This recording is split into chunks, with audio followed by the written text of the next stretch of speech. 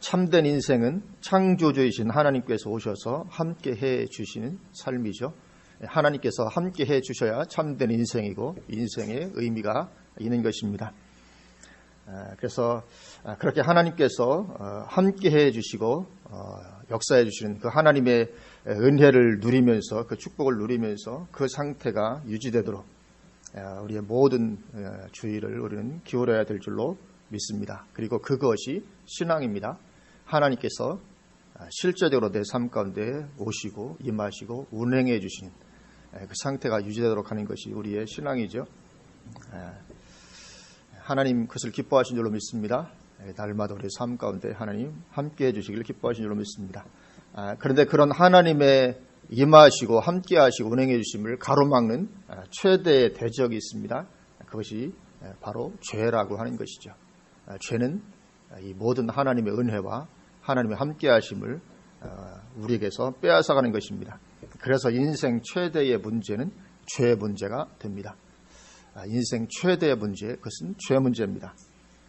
죄는 하나님을 우리에게서 떠나시게 만들고 인생의 사망과 저주를 가져오는 것이 죄, 이거 장본인이 죄인 것이죠.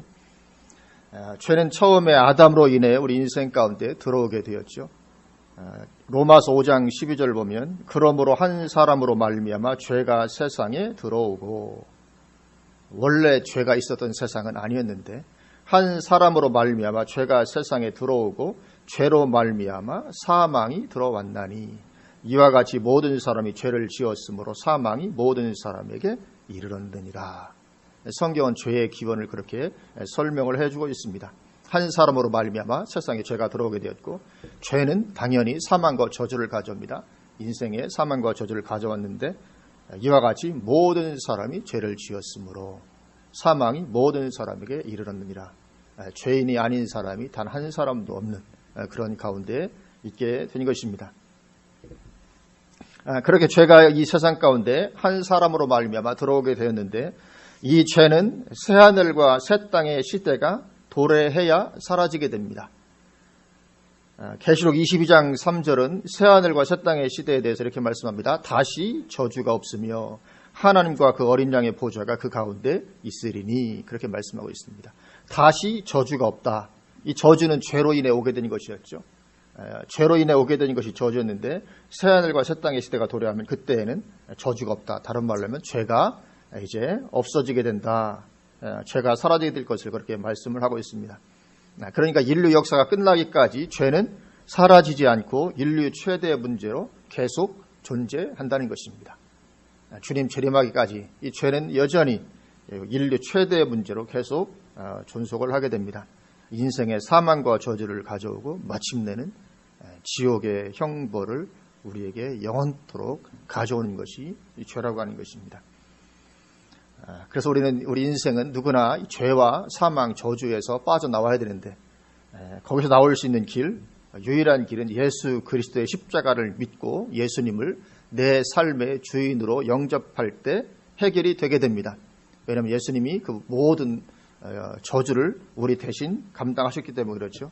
갈라디아서 3장 13절 그리스도께서 우리를 위하여 저주를 받은 바 되사 율법의 저주에서 우리를 속량하셨으니, 그렇게 말씀합니다. 이 저주는 죄로 인해 당하게 되는 것인데 예수님이 우리를 대신해서 저주를 받으셨다. 그래서 율법의 저주에서 우리를 속량하셨다. 그러니까 죄의 문제가 해결이 되게 되는 것이죠. 또 로마서 8장 1절 2절에서도 그러므로 이제 그리스도 예수 안에 있는 자에게는 결코 정죄함이 없나니 이는 그리스도 예수 안에 있는 생명의 성령의 법이 죄와 사망의 법에서 너를 해방하였음이라. 그러므로 이제 그리스도 예수 안에 있는 자에게는, 예수 안에 있는 자에게 결코 정죄함이 없이, 왜냐하면 예수님이 다 이미 감당하셨기 때문에 죄와 사망의 법에서 해방을 받게 되는 것인 줄로 믿습니다. 이것이 누구나 예수님을 믿어야 할 이유가 됩니다. 인생은 누구나 예수님 믿고 이 죄와 사망과 저주에서 건짐을 받아야 되는 것이죠. 그러면 이제 그 저주에서 빠져나와서 이제 하나님의 함께 하시는 은혜와 축복을 누리게 되는 것이죠. 창조주이신 하나님, 전능하신 하나님, 하나님이 인생 가운데 다시금 찾아오시고 은혜 베푸시고 동행해 주시고 역사해 주신 이 삶을 누리게 되는 것입니다. 하나님 우리를 창조하신 그 목적 가운데로 우리가 들어가게 되는 것이죠. 우리가 진실된 마음으로 예수님을 영접해야 될 줄로 믿습니다. 그리고 하나님 안에서 사는 것입니다. 그렇게 우리는 예수님을 믿고 죄사함을 받게 되는데, 그러면 그렇게 예수님 믿고 죄사함을 받은 후에는 죄가 이제 우리에게 아무것도 아닌 것이 될까? 예수 믿는다는 것은 그 후에는 어떠한 죄를 지어도 무방한 죄된 삶의 면죄부가 되는 것일까 하는 것이죠. 예수님 믿음으로 죄가 해결됐으니까 예수 믿은 후에는 그러면 죄 가운데 여전히 있어도 괜찮은가? 오늘 본문을 보면 이렇게 말씀합니다. 만일 내 오른눈이 너로 실족하게 하거든 빼어내버리라. 내 백체 중 하나가 없어지고 온 몸이 지옥에 던져지지 않는 것이 유익하며, 또한 만일 내 오른손이 너로 실족하게 하거든 찍어내버리라. 내 백체 중 하나가 없어지고 온 몸이 지옥에 던져지지 않는 것이 유익하니라. 이 지금 죄의 심각성을 말씀합니다. 죄로 인해서 지옥에 던져지게 되는 심각성. 하여튼 죄는 종착역이 지옥으로 끌고 가는 것이 죄의 종착역입니다. 그 심각성을 말씀하는데 이것이 누구에게 하신 말씀인가 하는 거죠. 예수님을 안 믿는 사람에게 하신 말씀인가? 아니면 예수님을 믿는 사람에게 하신 말씀인가? 예수 안 믿는 불신자들은 눈을 빼어버리고 손을 찍어버리는 것과 관계없이 지옥에 갑니다. 그렇죠? 예수 안 믿는 사람들은 손을 찍어버리고 눈을 빼버리고 하는 그런 것과 전혀 관계없이 지옥에 가게 됩니다. 왜냐하면 원죄의 문제, 아담으로 인해 모든 사람이 죄인이 된 문제가 해결되지 않았기 때문에 그렇습니다.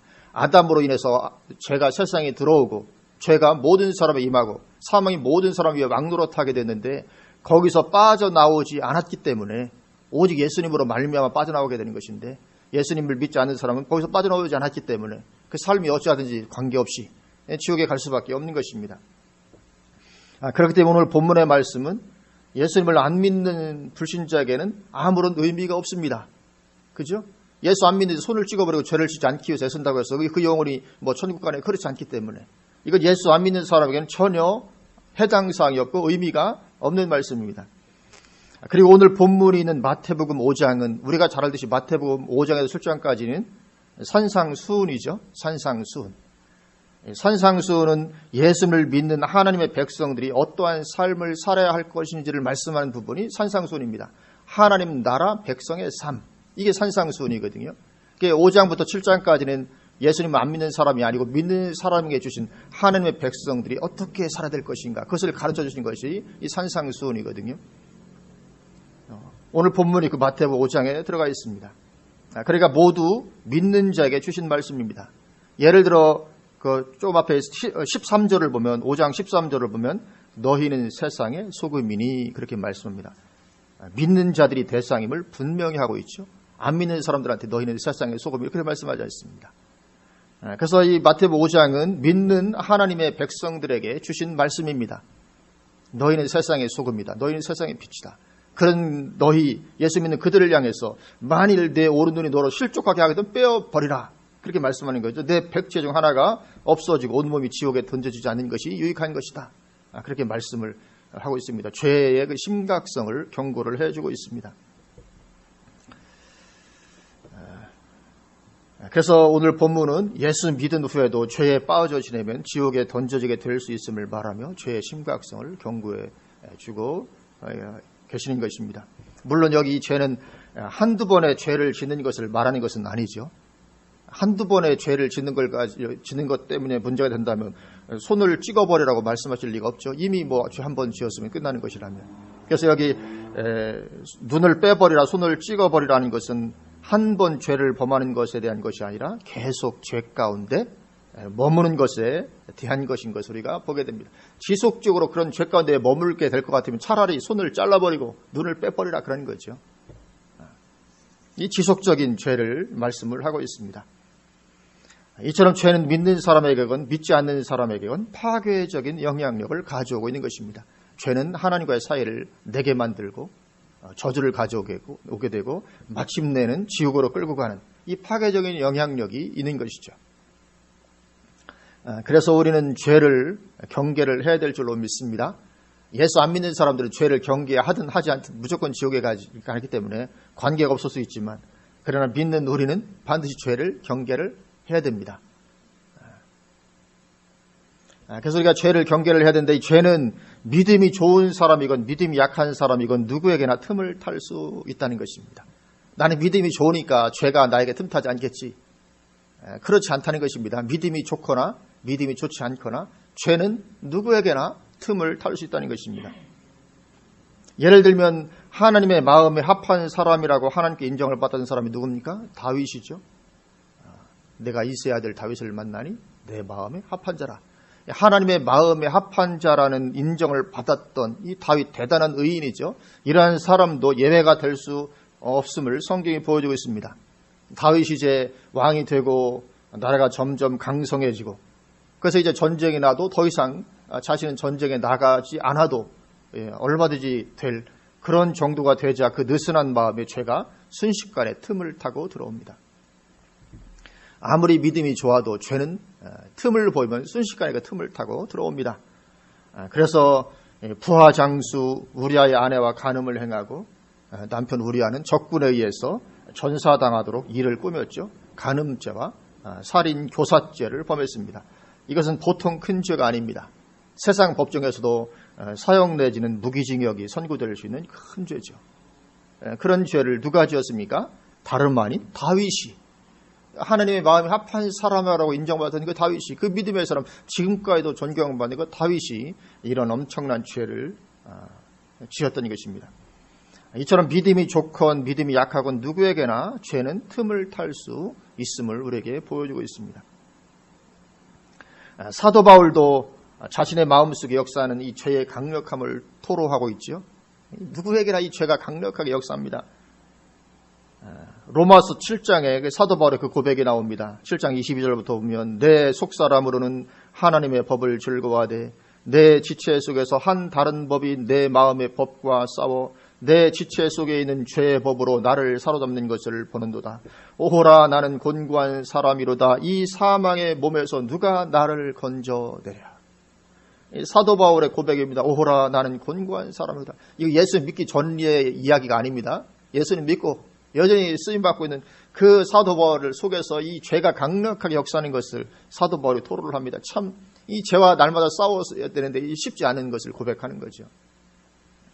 죄가 이처럼 강력하게 우리 속에서 역사하기 때문에 우리가 죄에게 틈을 보이면 죄는 순식간에 우리를 삼킬 수가 있는 것입니다. 누구에게나 이 죄는 역사할 수 있는 것입니다. 그래서 이 방심하는 것이 참 우리에게 큰 해를 가져다 줄 수 있는 것입니다. 그리고 또한 이 죄가 하나님 보시기에는 엄청난 죄인데도 정작 우리는 그것을 죄로 인식하지 못하고 있을 수도 있습니다. 어쩌면 이것이 더 심각할 수 있습니다. 하나님 보시기에는 엄청난 죄인데 우리는 그것이 죄가 아닌 것으로 여겨지는, 그러면 굉장히 심각한 거죠. 그런 죄라고 하면. 예를 들면 다윗이 말년에 인구조사를 한 것과 같은 그런 것입니다. 다윗이 말년에 인구조사를 하도록 지시를 내리잖아요.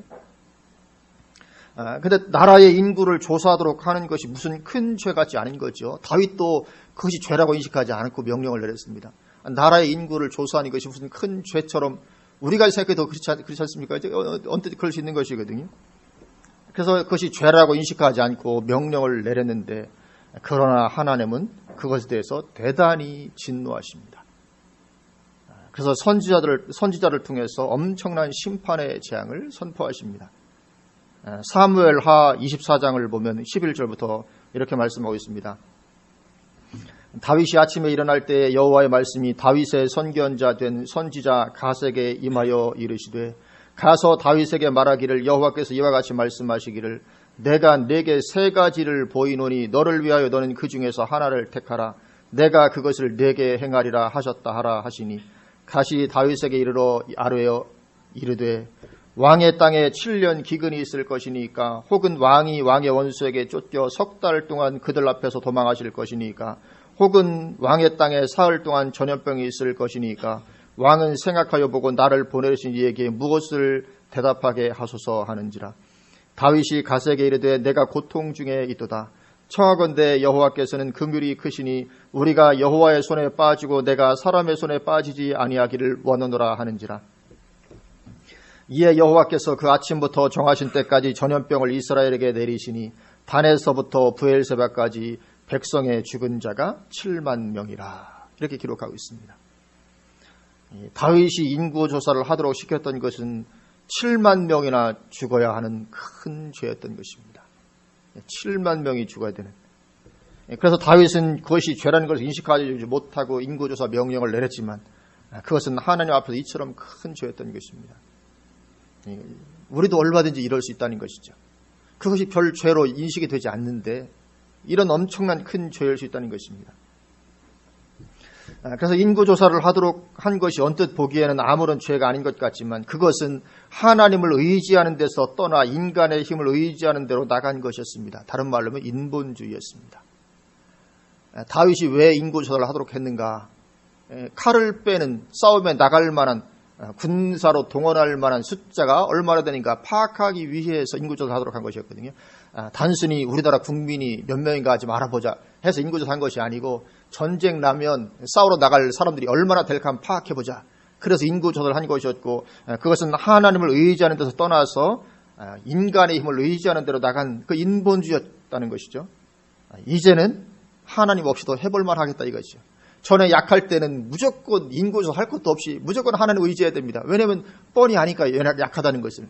그래서 어쨌든지 하나님 의지하고 하나님 기도하고 하나님 도와주옵소서 하고 전에는 진행을 했는데 이제 나라가 강성하고 나니까 인구조사를 하고 나니까 군사도 이제 뭐 수십 명 얼마든지 되고 그래가 이제 하나님 없이도 이제 우리가 해볼만 하겠다 이거죠. 하나님 의지하지 않는 자로 들어가 버리는 것입니다. 이게 인본주의. 이것이 하나님 앞에서 대단히 큰 죄가 되는 것이죠. 그래서 우리도 인본주의적으로 행하는 것에 대해 별 죄의식을 가지지 않기 쉽습니다. 그러나 그게 바로 하나님께서 가장 미워하시는 죄인 것입니다. 하나님 어쩌면 이것보다 더 미워하시는 것이 없습니다. 내 삶에 하나님 없어도 됩니다. 내가 얼마든지 할 수 있다니까요. 내가 사회적인 지위도 있고 내가 이 정도 돈도 이 정도 있고 내가 이런 능력이 있고 그냥 하나님 없어도 내가 얼마든지 내 삶을 살아갈 수 있습니다. 하나님께서 가장 미워하신 것이 바로 그것입니다. 연약한 인생이 하나님 없이도 살 수 있다고 생각하는 것. 인본주의. 대단히 하나님이 심각하게 진노하시고 이것이 엄청난 큰 죄임에도 불구하고 우리는 그것이 죄라는 것을 인식하지 않기가 쉽습니다. 마치 다윗처럼. 근데 그것은 실제로는 하나님을 떠나서 살고자 하는 것입니다. 하나님을 떠나서 살고자. 하나님은 그것보다도 하나님께서 괘씸한 게 없는 거죠. 어떤 도둑질을 하는 것보다 하나님은 이가 훨씬 죄가 클 수 있습니다. 하나님을 떠나서 살고자 하는 것이기 때문에. 그래서 이런 인본주의적인 죄 가운데 지속적으로 머물게 되면 그것은 실제적으로는 하나님을 떠나서 사는 큰 죄이기 때문에 그런 삶에는 구원이 주어지기도 힘든 것입니다. 물론 한두 번 인본주의 한다는 것이 그런 것이 아니고 늘 그런 삶의 패턴 가운데 있다면 항상 인본주의적으로 살아가는 사람이라면 구원이 주어지기가 힘든 것이죠. 왜냐하면 그것은 신앙이 아니기 때문에 그렇습니다. 그리고 죄는 파괴적인 영향력을 우리 삶에 가져오게 됩니다. 죄는 우리와 하나님과의 사이를 내게 만듭니다. 그래서 하나님의 임재가 우리에게서 떠나가게 하는 것이죠. 하나님의 돌보심과 하나님의 보호하심을 떠나가게 만듭니다. 그러면 삶이 점점 이제 고통 속으로 들어가게 되죠. 하나님의 은혜와 돌보심의 역사가 없으면 삶은 힘들어질 수밖에 없는 것이죠. 그래서 우리는 혹시 어떤 죄가 지금 하나님의 임재를 나에게서 가로막고 있지는 않은지 늘 살펴야 될 줄로 믿습니다. 혹시 어떤 죄가, 물론 인본주의적인까지 다 포함해서 하나님의 임재를 나에게서 가려오고 있는 어떤 것이 있지는 않은가. 우리는 알죠. 하나님의 임재가 나에게 지금 있는지 없는지 우리는 압니다. 하나님의 임재가 나에게 있는지 없는지, 하나님이 함께 하신지, 아니 함께 하심이 거쳤는지. 물론 우리가 정확하게 파악을 하지 못할 때도 있지만 하나님이 함께 해주시고 계심에도 불구하고 이스라엘 백성처럼 하나님이 어디 계시냐 이럴 수도 있거든요. 그렇게 잘못 우리가 이해할 수도 있지만 많은 경우는 우리가 또 압니다. 그럴 경우에는 무엇이 하나님의 임재를 가리고 있는지 우리가 살피는 것이 필요한 줄로 믿습니다. 예를 들면 아간의 범죄 같은 이 아간의 범죄 사건, 죄가 하나님의 임재를 우리에게서 거두어가고 그래서 하나님의 도우심과 승리케 하심도 우리에게서 거두어지게 됨을 보여주죠. 아간이 범죄했기 때문에 하나님이 떠나가십니다. 그리고 그것은 우리 개인적인 삶에서도 동일하게 일어날 수 있는 것이죠. 우리가 어떤 죄 가운데 있으면 당연히 하나님의 임재는 떠날 수밖에 없고 하나님의 은혜는 거치고 하나님의 도우심이 사라질 수밖에 없는 것입니다. 또 죄는 사탄이 틈을 탈 수 있는 근거가 되게 됩니다. 이 죄가 얼마나 심각한 것인지 모릅니다. 예수 믿으면 죄가 사함 받았으니까 죄져도 절대로 그렇지 않습니다. 사탄도 우리의 삶에 틈을 탈 수 있는 근거가 바로 되기도 하는 것입니다. 사탄은 아무 때나 우리에게 역사할 수 있는 것이 아닙니다. 사탄이 능력이 있다고 해서 아무 때나 하나님의 백성들에게 절대로 역사하지 못합니다. 합법적인 틈이 있어야 역사할 수 있습니다. 반드시 그렇습니다. 하나님도 인정하실 만한 합법적인 틈이 있어야 사탄도 우리의 삶에 개입하고 역사할 수 있습니다. 그래서 에베소 4장 27절에서도 마귀에게 틈을 주지 말라 그렇게 말씀하고 있습니다. 왜냐하면 마귀는 항상 틈을 비집고 역사를 하기 때문에 그렇습니다. 또 죄는 삶의 저주를 가져오게 됩니다. 왜냐하면 저주는 죄를 뒤이어 따라오는 것이기 때문에 그렇습니다. 그래서 다윗의 경우에도 밧세바로 인한 죄가 저주를 가지고 오게 됨을 보여주죠. 사무엘하 12장을 보면 다윗을 향해 그 저주가 밧세바와의 그 간음 사건 후에 저주가 선포되고 있습니다. 사무엘하 12장 9절부터 보면 이렇게 말씀합니다. 그러한데 어찌하여 내가 여호와의 말씀을 업신여기고 나 보기에 악을 행하였느냐. 네가 칼로 햇사람 우리아를 치되 암몬 자손의 칼로 죽이고 그의 아내를 빼앗아 내 아내로 삼았도다. 이제 내가 나를 업신여기고 햇사람 우리아의 아내를 빼앗아 내 아내로 삼았은즉 칼이 내 집에서 영원토록 떠나지 아니하리라 하셨고. 이 저주가 임하죠. 너희는 그렇게 칼로 그렇게 했느냐? 칼이 너의 집에서 영원토록 떠나지 아니하리라. 여호와께서 또 이와 같이 이르시기를 보라 내가 너와 네 집에 재앙을 일으키고 그렇게 말씀하십니다. 아니 하나님이 그렇게 사랑하셨던 다윗인데 하나님 마음에 합했던 다윗인데 이런 죄 가운데 들어가니까 그 삶에 그 가정에 그 집안에 저주와 재앙이 들이닥치게 됩니다. 그래서 실제적으로 다윗의 집안에서 서로 칼로 죽고 죽이는 일들이 벌어지게 됩니다.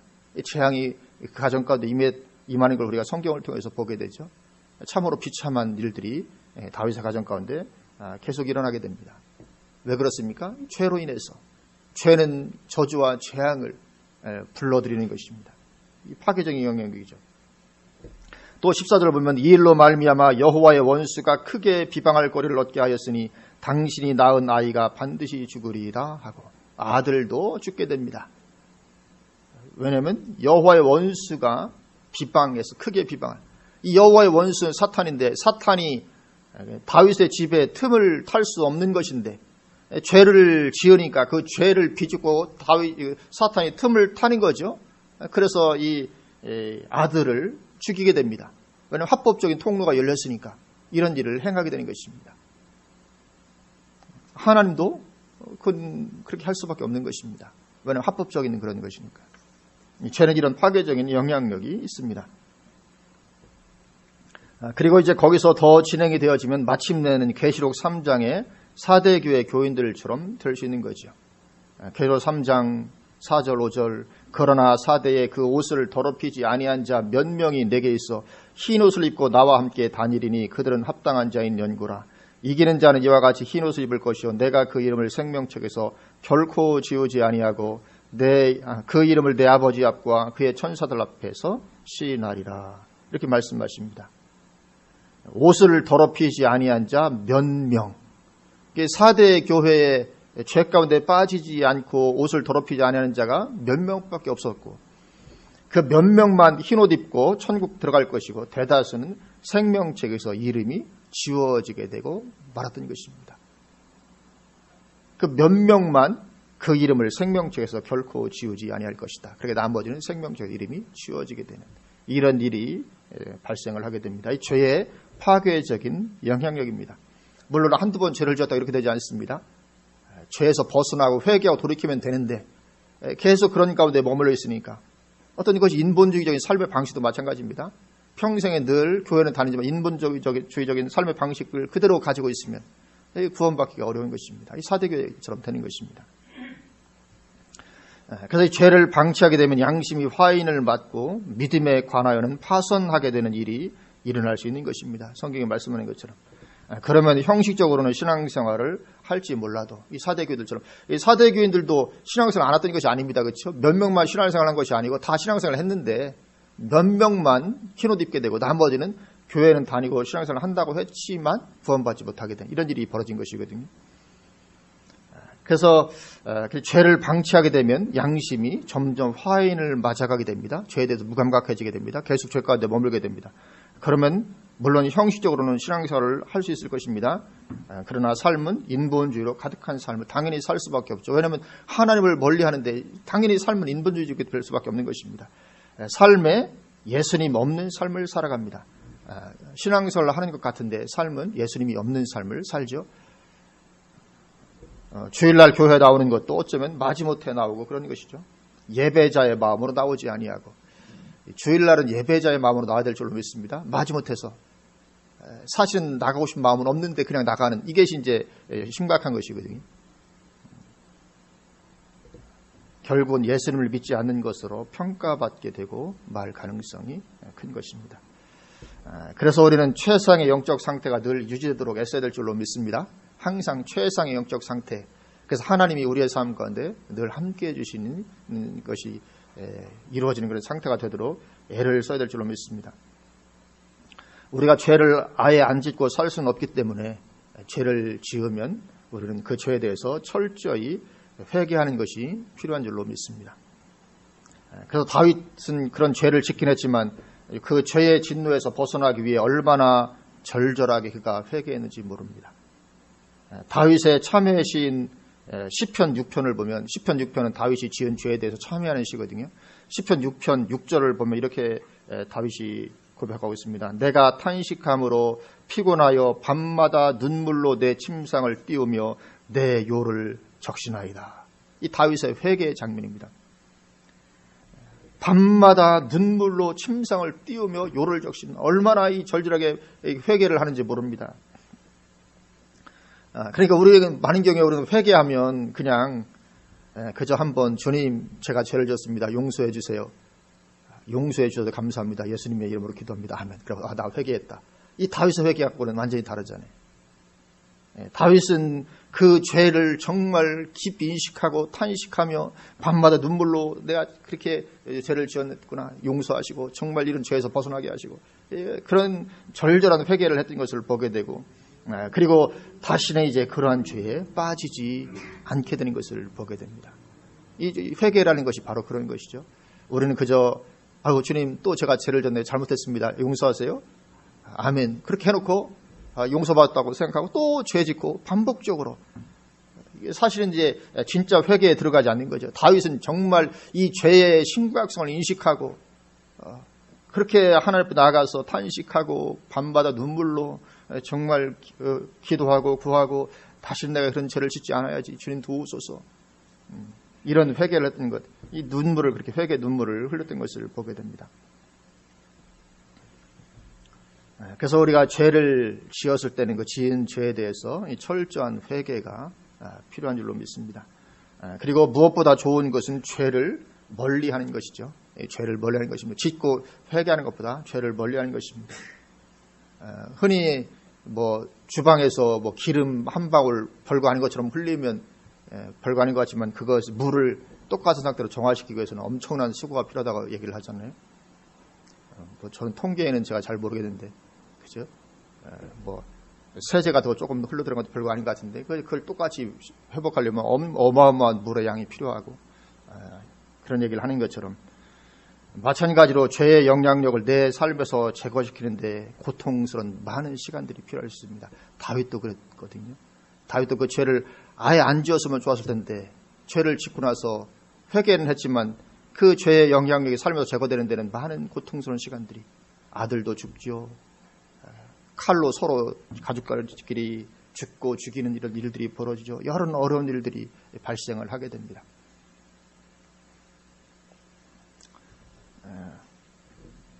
어쨌든 지은 죄에 대해서는 우리가 회개하고 돌이키고 다시는 죄를 짓지 말아야지 결단하고 주님의 도우심을 구하는 것이 필요하고, 그리고 또 더 좋은 것은 죄를 멀리해서 죄 가운데 들어가지 않는 것이고, 그렇게 해서 어쨌든 이 죄된 삶에서 벗어나서 영적 상태가 좋도록 우리가 늘 유지를 해야 될 것이고, 그래야 또 하나님께 우리가 귀하게 쓰임받을 수 있는 줄로 믿습니다.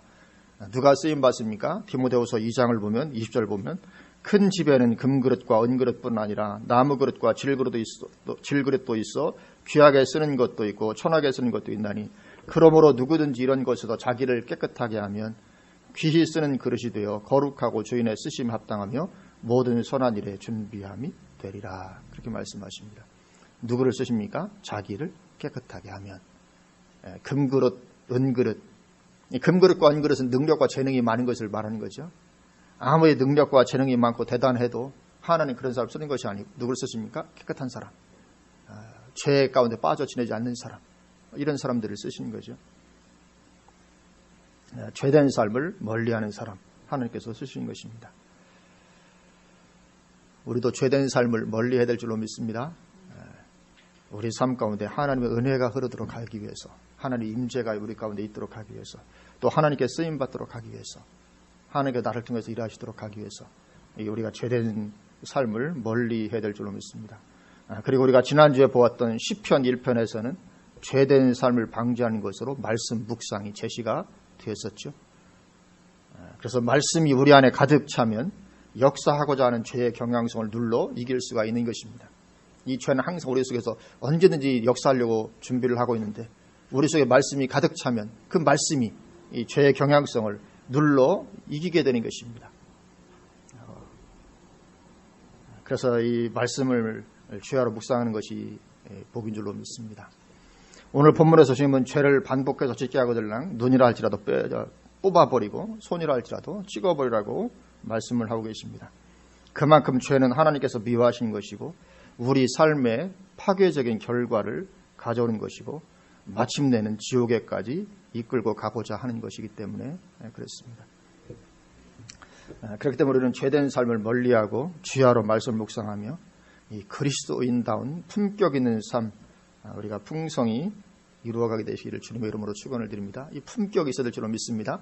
그리스도인다운 품격 있는 삶이 정말 누가 보더라도 그리스도의 향기가 풍기는 정말 그리스도인이다, 그렇게 인정할 만한 어떤 그런 품격 있는 삶이 우리 가운데 더 날마다 이루어져 가고, 그러면 그에 따라서 하나님의 함께 하심도 더욱더 증가해 가고, 그리고 그것이 바로 참된 신앙인 줄로 믿습니다. 이런 은혜가 날마다 우리 삶 가운데 부어지시기를 주님의 이름으로 축원을 드립니다. 아멘. 기도하시겠습니다.